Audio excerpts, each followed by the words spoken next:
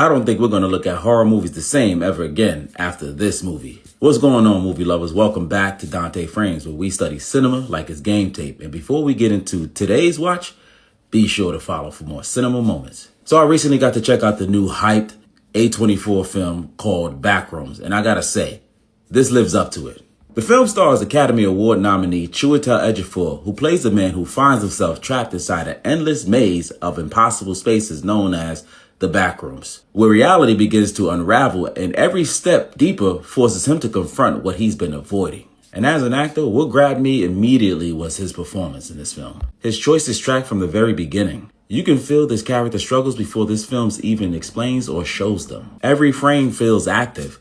Even in silence, you can read what he's thinking, what he's processing, and what he's not trying to show. And then there's Academy Award nominee Renate Reinsve.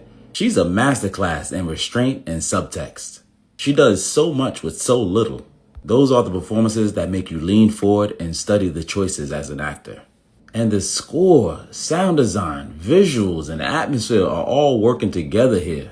I mean, this movie just creates an anxiety in a way that's hard to explain. Not because it's just throwing jump scares at you every 5 minutes, but because there's something deeply unsettling about these liminal spaces. The empty hallways, the repetition, that feeling that something is off even when there's nothing happening. Because this is a psychological horror, I imagine it's all by design because the dread that comes from what your mind does to you, it just feels intentional. And that's what makes this film so effective. The horror isn't operating on a surface level.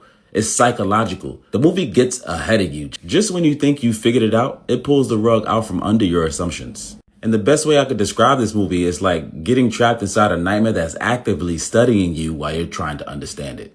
And that's what made my brain explode. Because the monsters aren't really the scary part. The scary part is what they represent. And the deeper these characters go into the backrooms, the more it feels like they're trapped inside parts of themselves they've been running from. The hallways, the repetition, the isolation, it all starts to feel like grief, trauma, regret, and emotional avoidance made physical. And what makes this even crazier is how it started. A few years ago, Kane Parson was 16 years old making backroom videos on YouTube. Now, he's 20 years old and has turned that idea into one of the biggest hits of the year. As a creative, it's inspiring to watch. And honestly, it feels like we're watching a shift happen in real time. The success of Backrooms proves that audiences are hungry for that kind of new storytelling. I've seen horror movies that scare me, and I've seen horror movies that entertain me. But this is one of those rare films that crawls into your subconscious and stays there. This movie feels like a bad dream, and I mean that as the highest compliment.